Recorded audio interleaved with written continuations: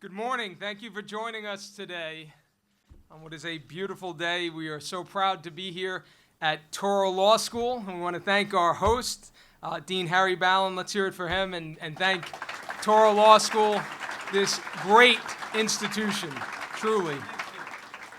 I took a couple of classes here. So. We want to welcome our President and CEO of Empire State Development, Howard Zemsky. We'll be saying a few words in just a moment. Our host assembly member, Assemblyman Phil Ramos. New York State Senator Phil Boyle.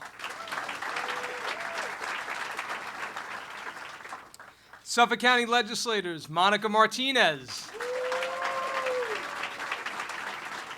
Bill Lindsay. And Steve Flotteren. Of course, we are grateful for the leadership, and she'll be saying a few words in just a few moments, of Town of Islip Supervisor Angie Carpenter and all the members of the Town of Islip Town Board. Thank you. We want to welcome the Long Island Association President and CEO and Chair, co-chair of the Regional Economic Development Council, somebody who does a tremendous job for us on Long Island, across the state, Kevin Law.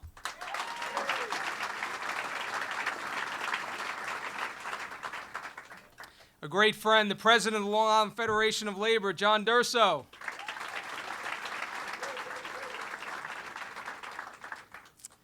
We are very proud of this institution here, professional baseball team.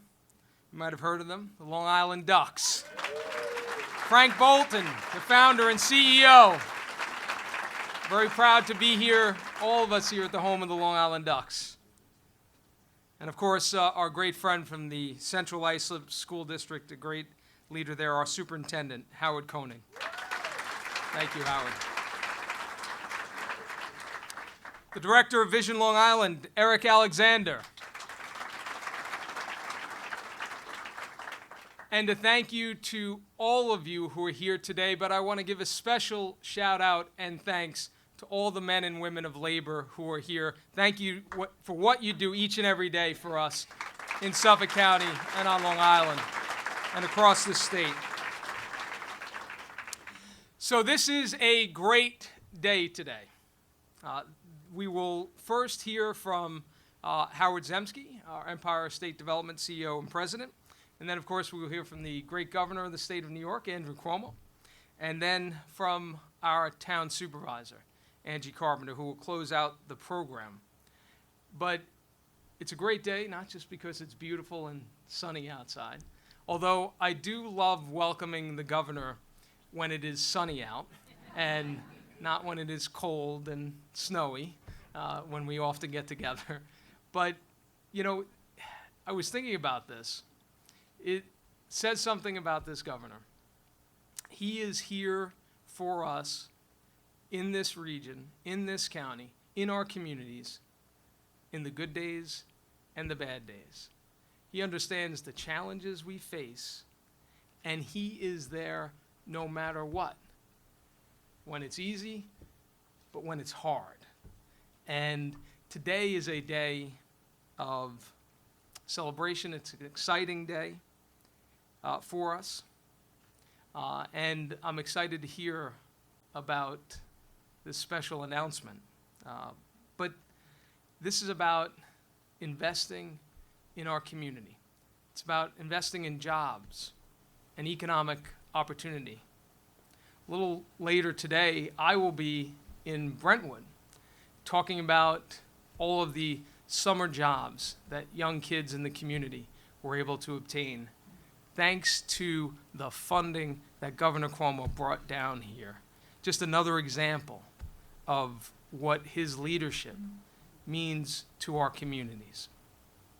So this is, again, an exciting day, and I thank all of you for being out here, all of you who are part of this community. This is an amazing community, and the governor has been here before. The governor understands it, and that's why he's here again today. And with that, I'm very proud to bring forward the President and CEO of Empire State Development, and my good friend, Howard Zemsky.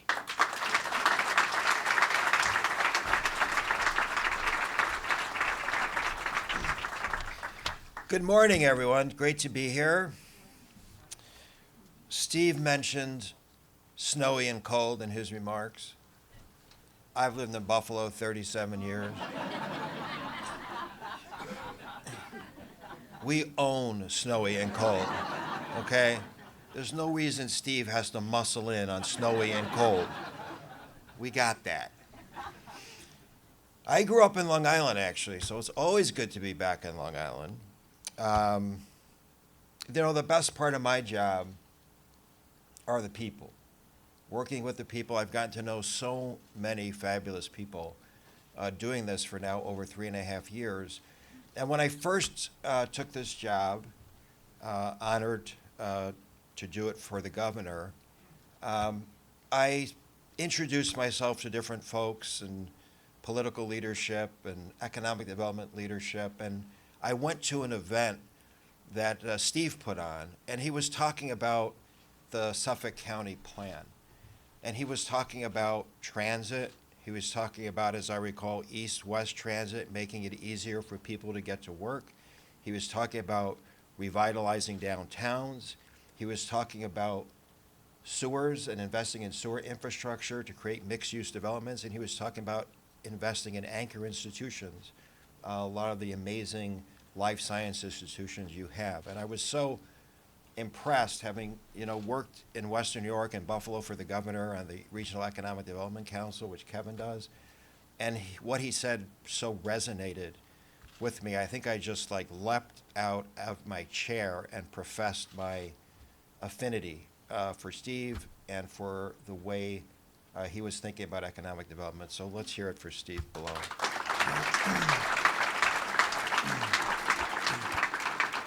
And by the way, when I met Kevin Law, who is now 8 years into his 2-year commitment for the governor, which is no easy thing to accomplish, he had the same way of thinking about economic development, and the Regional Economic Development Council did.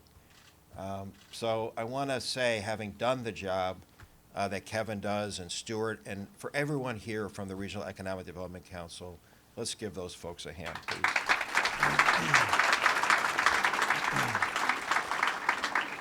I'm proud to say I was a Newsday paper boy for some years when I was 12 and 13, as I recall. Any of you former Newsday paper boys? All right. That was my first job, and I remember it so well. You know how you remember, whatever your first job was, you know how you remember getting your first paycheck? You didn't really get a paycheck as a Newsday paper boy. Well, not back then. You got a whole bunch of quarters. And I'm not kidding, I would sit on my bed every week, you'd have collect. I would sit on my bed with all those quarters and count up how much money I made in tips. I think it was on Saturday we'd get collect.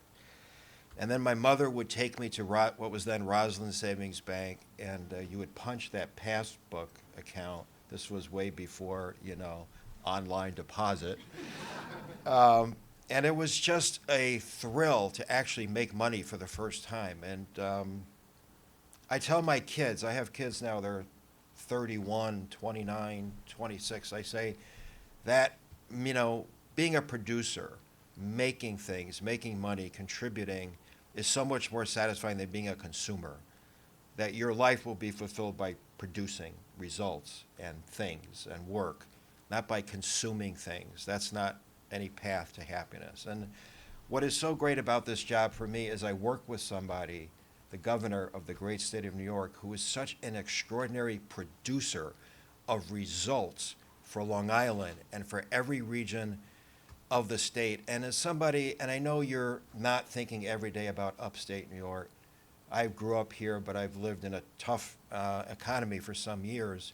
The governor has made revitalizing the economy of New York a priority across every single region of the state for the first time in a very, very long time, which I appreciate so much. But you have seen the way he has driven change here in Long Island, and I want to start again by mentioning the Regional Economic Development Councils because, it's not just an organization, it's a concept and it's a philosophy, and it's a philosophy that's different from the way we did things. It says, we're not doing it in Albany, we're not doing one size fits all, we're empowering you in the region to develop your own strategic plan, to be collaborative, to be strategic, and to get off of the sidelines and into the game of economic development. You drive the train now.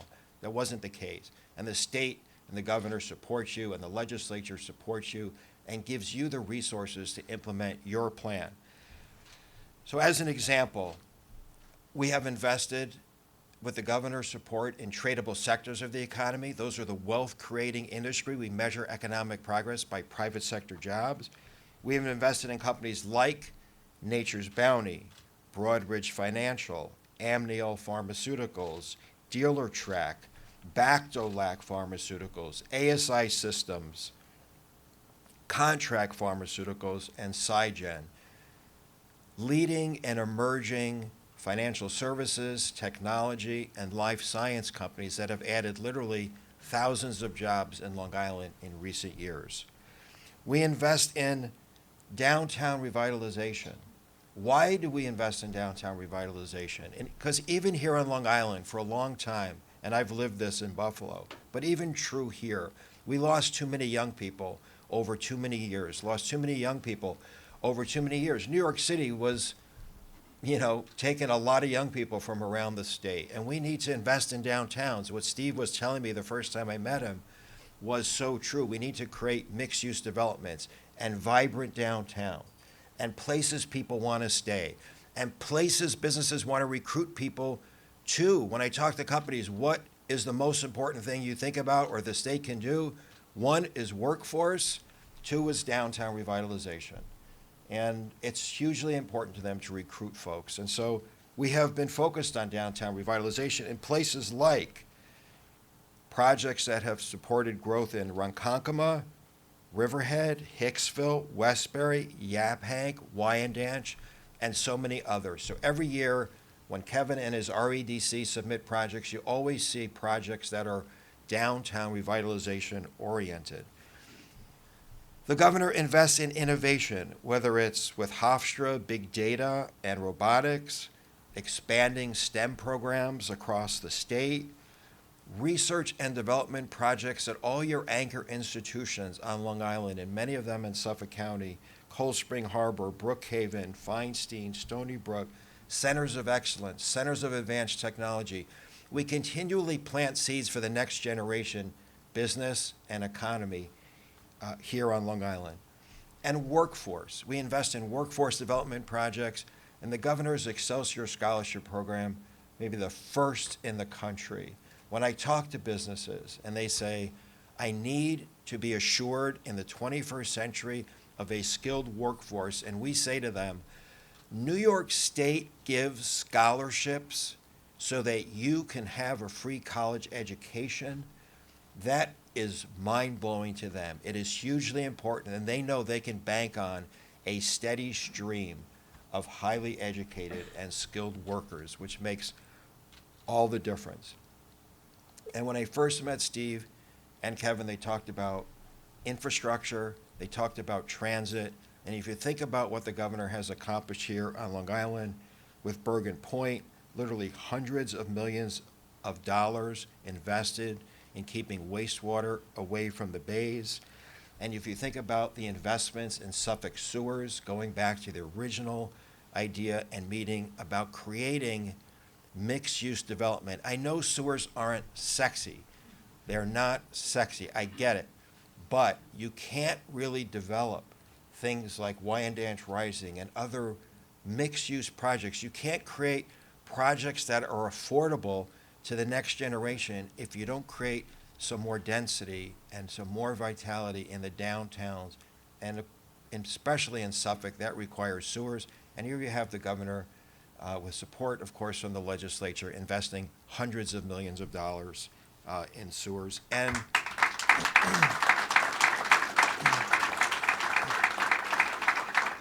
finally, I'll just mention kind of where it all started, transit. It's so important to Long Islanders.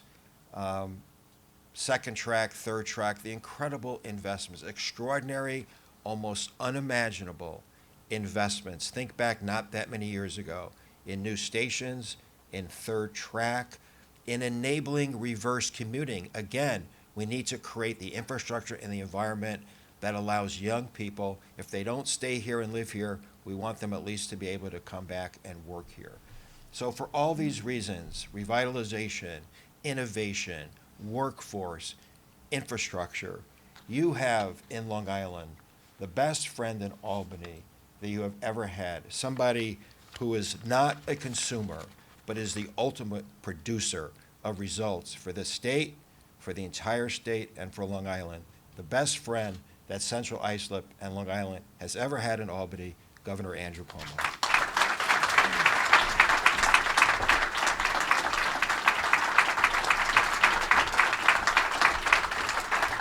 Thank you. Thank you. Good morning. Thank you very much. Well, it is a beautiful day, and it is a great day, and it's a good news day. First, thank you to Toro for having us and for your hospitality and courtesy. Let's give Toro a big round of applause. Howard Zemsky is the economic development guru, originally a Long Island boy, then Western New York, and he has worked tirelessly at economic development for the state. He's done it for $1 a year because he counted his quarters at a young age, and they multiplied. Howard Zemsky, let's give him a round of applause. Angie Carpenter, thank you for all your great public service for so many years, and you do it so well. Angie Carpenter. I want to thank my colleagues in the legislature who made it possible. We wouldn't have the funding for this initiative if Phil Ramos and Greg Boyle didn't support it in the Assembly and the Senate. So let's give them a round of applause. Phil Boyle. Greg Boyle is someone I went to school with. Kevin Law, who is in his 8th year of a 2-year term, and his pay has not increased all that time. Kevin Law, thank you very much for everything you do. Steve Ballone. First, I'll tell you what I don't like about Steve Ballone. Steve Ballone has been a very good county executive. I'll get to that in a moment. We do an event a few weeks back, which is an oyster and clam reseeding program, which is something I was very excited about. And we go out on a boat, and we're going to do the oyster and clam reseeding. And on the boat are a lot of TV cameras that are there to shoot this oyster and clam reseeding. And they say, go to the back of the boat, governor and county executive, and you will throw overboard the oysters and the clams, and the cameras will take a picture of you throwing the oysters. And I said, come on, Steve, let's go to the back of the boat, as they instructed us to do, and throw the clams and the oysters. Steve wants to stay in the middle of the boat, closer to the cameras. So he stays in the middle of the boat, closer to the cameras. I go to the back of the boat, as instructed by numerous people. And I am throwing the clams off the back of the boat. Steve is in the middle of the boat, smiling at the cameras, throwing the clams while staring at the cameras. He was not throwing them off the boat. He was throwing them onto the governor of the state of New York. I got hit with 200 oysters and clams. I smelled of clam juice for 3 days. It would just not come off me. I don't like that about Steve Ballone. I like the intent, and I like the project. What I do like about Steve Ballone is he says good days and bad. And that's true. In government, especially nowadays, you have challenges you never had before. And we've had Hurricane Sandy, we've had snowstorms, windstorms, hurricanes. Mother Nature is annoyed at a few things we've done, I think. And you really get to see the mettle of a person when times are tough. And he is a fantastic leader, and I mean that truly.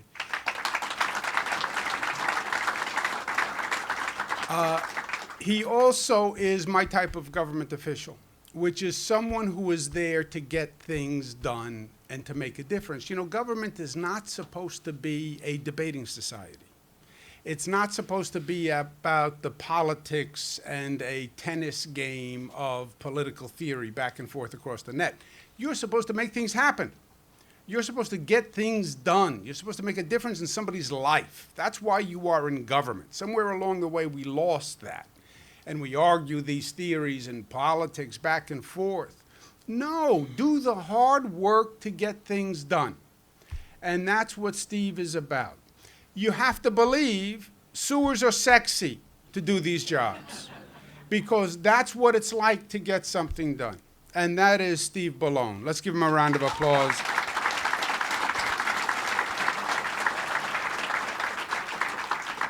Also, on the point when Howard said they know snow in Western New York, just so you feel a little better the next time you have a storm and they say 6, 7, maybe even a foot of snow on Long Island, and everybody goes, oh God, a foot of snow, what are we gonna do? Western New York, we had a storm, 7 feet of snow. 7 feet of snow is a whole different kind of situation, let me tell you. And that is the snowstorm we had in Buffalo. 7 feet of snow broke all records. So Howard does know snow. Not that he was anywhere to be found during the 7 feet of snow. I called him, I said, you have to come out and help with the snowstorm. He said, not in my job description. You know, we all do what we do. And let's give John Dorso, who is a great labor leader for all of Long Island, a round of applause. The subject today is economic development, but economic development really is what allows us to do everything else, right? Economic development is driving the economy, creating jobs, creating opportunity for people, creating a reason for people to stay, for people to come, creating a tax base, because if people are working, they're paying taxes, it gives the town, the county revenues to work. So it really is the foremost responsibility to get the economy running. And for many years, that wasn't just about Long Island. The state was making a lot of decisions that were wrong-headed, frankly, that were paralyzing Long Island and other parts of the state from actually making progress. Because as goes the state, goes the regions within the state. You can't really buck the state's economic current. And the state was making a lot of mistakes. We kept raising taxes, and you saw an exodus of young people, and you saw an exodus of businesses. And we just had the wrong perception. We had this, what I call a hangover arrogance. Well, we're New York, nobody will leave, they'll all stay. Well, you know, that's true to an extent, but if you push people hard enough, they will leave. You keep raising taxes, housing gets more affordable, less affordable, property taxes go up, people will leave. And if you look at a map, there are other shapes to the west of New York State and to the south. Those are called other states. They are habitable. You push people hard enough, and they will leave. And they did leave, and they're more mobile than ever before. We had to change that orientation. We had to get taxes under control. And we did it on the state level. We brought state spending down to the lowest increases in recorded history from Democratic or Republican administrations. That allowed us to cut taxes all across the board. Middle class up to $300,000 now pays the lowest tax rate since 1947. Just think of that, lowest tax rate since 1947. Lowest corporate rate since 1968, lowest manufacturing rate since 1917. So it was a very powerful signal to business that this is a different day. Second, we had to do something about property taxes. Property taxes are the killer tax in the state of New York. It's not the state income tax, it's the property tax. In Suffolk, the property tax is 5 times what the state income tax is. 5 times. And property taxes were going up 6, 7, 8% every year. And it was a sensitive subject, but you can't keep raising property taxes at those rates because you're forcing people out of their homes. And you're making housing less affordable. Jim Morgo, who worked on affordable housing. When you have those property taxes going up that way, they're higher than the interest rate on the mortgage. And young people who are looking to stay, it's just not economically possible. So you had to get property taxes under control. And we did with the property tax cap of 2%. A locality can override it, but it imposed a discipline on the governmental process that has worked. And 98% of the governments in the state have lived within the cap, and we've gotten property taxes under control. Businesses get it. Homeowners get it. We've saved billions of dollars for people. So we got taxes under control. The second step was understanding that government's role now when it comes to economic development is not just not to be a negative. You have to be a positive. This is a national and international competition to get businesses. I can't tell you, every day a business calls and says, well, you know, I was approached by North Carolina, and they said if I move there, they will do this. Or a business will call Howard and say, look, I have 500 jobs, I have a plant, I can move it anywhere in the country. What offer do you make me? Because California offered me this. So you're constantly bidding against other states to get these large businesses to come here. And you have to be in the game. I call it entrepreneurial government. You have to be an entrepreneur in government, working with other entrepreneurs and businesses to bring them here. And your vision on Long Island was we can be the next generation research triangle. We have Brookhaven, we have Cold Spring, we have Hofstra, we have Northwell, we have Feinstein. We can be the next research triangle. And we invested in that research triangle, and it's bringing dividends already. So, entrepreneurial government, we did that. And then finally, you have to have a transportation network that makes it work. And that's where Long Island was in trouble. What made Long Island was the Long Island Railroad. That's what made Long Island. And back in the day, Grand Central Parkway, Northern State, Long Island Railroad, Southern State. You could drive in, or you could get on the Long Island Railroad, and people bought homes saying, I'm 16 minutes from New York City. I'm 27 minutes on the Long Island Railroad. Yeah, that doesn't work anymore. Long Island Expressway is no longer viable as a commuting route on a daily basis. I believe if you commute on the LIE for a sustained period of time, it will reduce your average length of life. I believe that. The roads just can't handle the volume. It was a different world. The Long Island Railroad was built in 1834. And it just was not designed for the capacity that we now have. So we had to expand and improve the Long Island Railroad. Obviously, we talked about it for literally 70 years. They talked about expanding the Long Island Railroad. It never happened. Why? Well, because you're on Long Island. And Long Island is the home of NIMBY, and the answer is always no. And to try to build something new, well, why would you ever do that?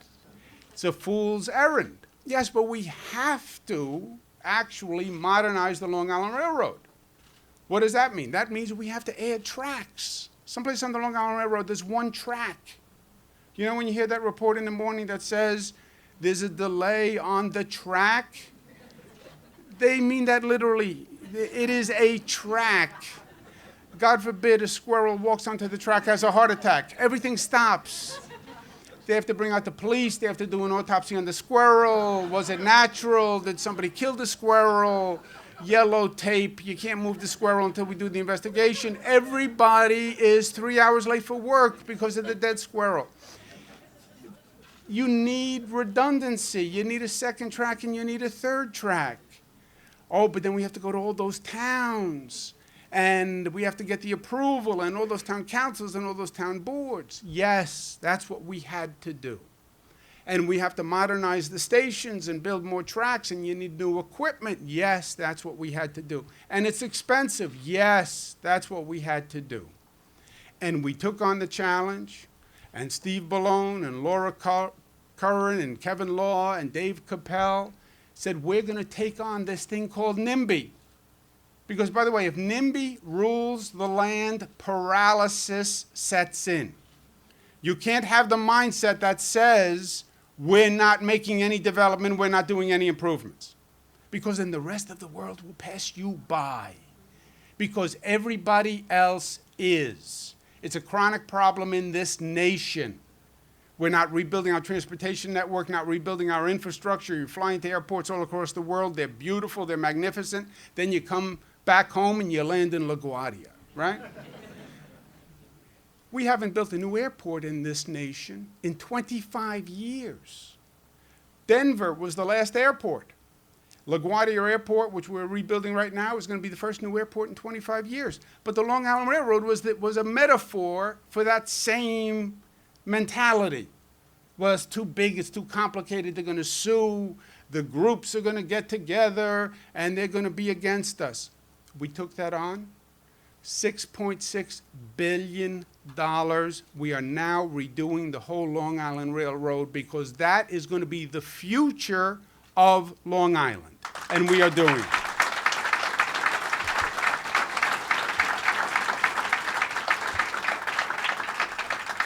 So we did all those things on the macro level, and then Howard's point, which is exactly right, yes, you do those big things that make the state an asset to bringing back jobs, lowered the taxes, investing, new transportation, but then you also have to do it bottom up. And the way the economy works is it's town by town, and you have to have a future vision, but it's implemented on the micro, and it's community by community. Transit-oriented development is the exact right strategy. This is no longer the vision that generations had 30 years ago. I want to move out. I want to get a house with a patio and a two-car garage. These millennials, they want to be in a downtown area. They don't want to sit in a car. They want to be able to walk to a restaurant. They want to be able to walk to the train. They want to be able to walk to the cafe. That's how they're oriented. Totally different than the vision that generations before had.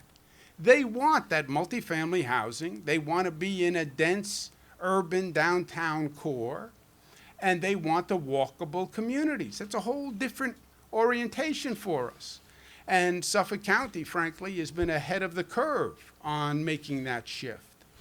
And we came up with a program called the Downtown Revitalization Initiative, DRI, because everything has to be an acronym in government. God forbid they use words.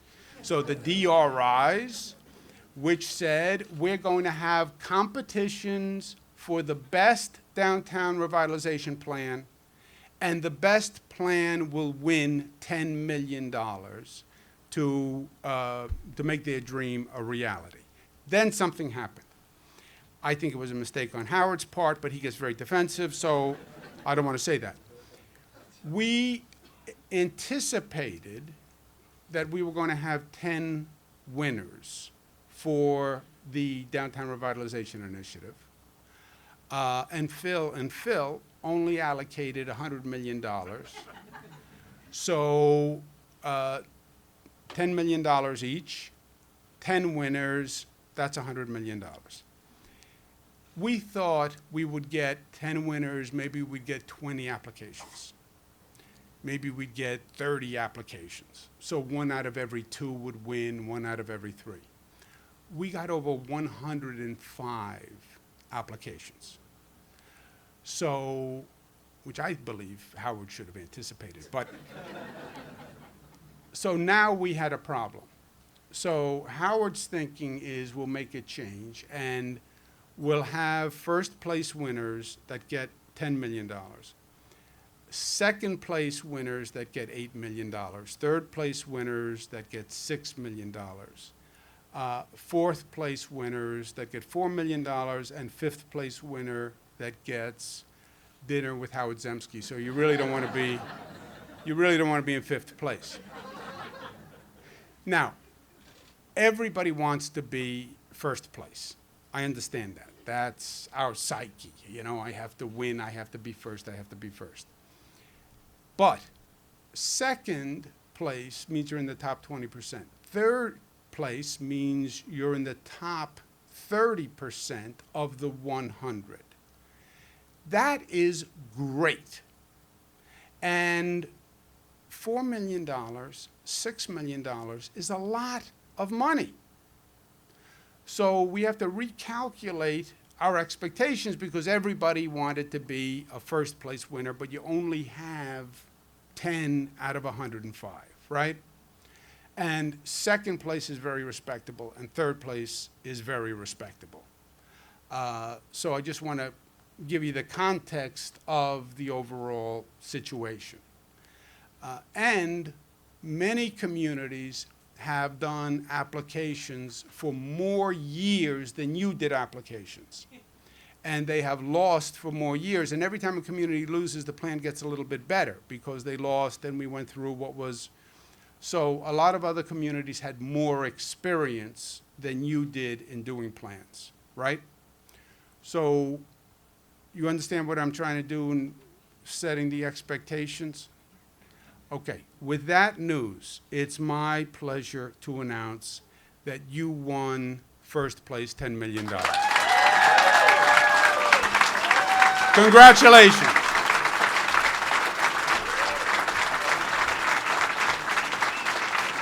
Please welcome Town of Islip Supervisor Angie Carpenter.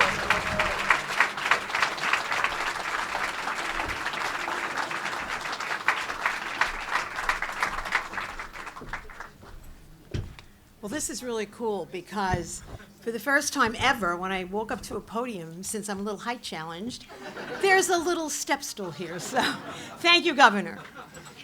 Thank you, Governor. It truly is a wonderful, wonderful day for the community of Central Islip, for the town of Islip, and I believe for Long Island. Now, before I begin, I do have a little bone to pick with Howard. I'm a little jealous, Howard, that you got to be a Newsday paper route person. Because when I was a kid and I wanted a Newsday route, guess what they told me? I'm a girl. I couldn't have a paper route because I was a girl. And God, how things have changed.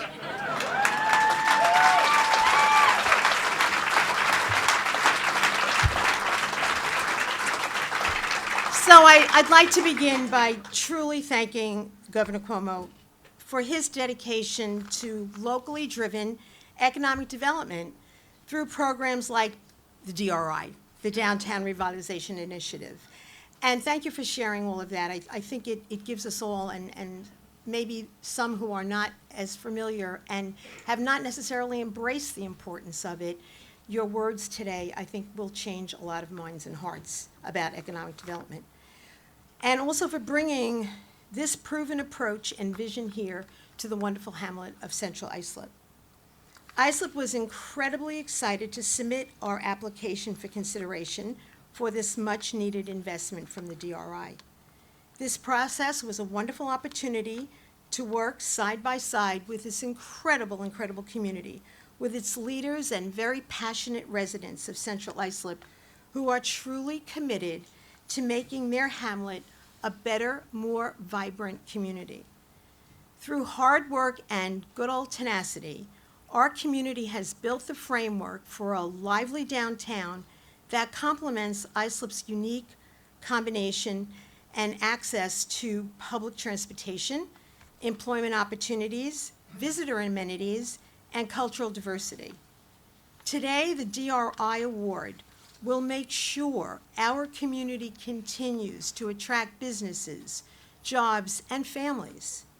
I have no doubt that this investment will create a lasting difference for generations to come, not only here in Central Islip and in the town of Islip, but for all of Long Island. I want to thank the members of the town board and to all those, the staff members who worked tirelessly on developing the plan that helped make today possible. I'd also like to thank the members of the REDC. I know they work really hard. To the co-chairs, Stu Rabinowitz and my good friend Kevin Law. And also to Frank Bolton, who believed in Central Islip 19 years ago when he brought us the Long Island Ducks to the town of Islip. So, Governor, see, Steve, whispering, I'm ready to talk to the governor, and you jump in. At least he's not throwing clams and oysters. So, Governor, it really, truly is my honor on behalf of the nearly 350,000 residents of this wonderful town of Islip to accept this award, and I cannot wait to see what we will do working together. Thank you.